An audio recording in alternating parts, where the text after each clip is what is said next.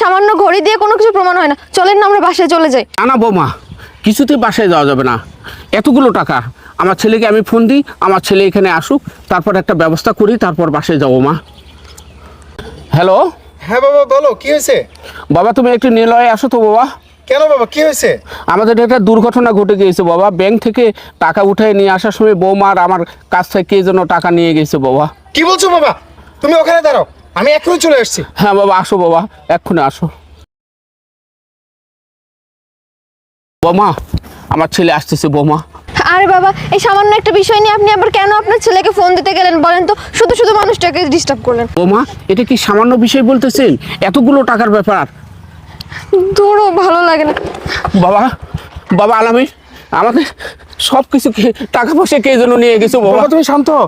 এই, এখানে দেখো কি না, হয়েছিল? এই কারা জানি এসে হুট করে পিছন থেকেই যে আমাদের মাথায় এই ব্যাগগুলো দিয়ে টাকা পয়সা নিয়ে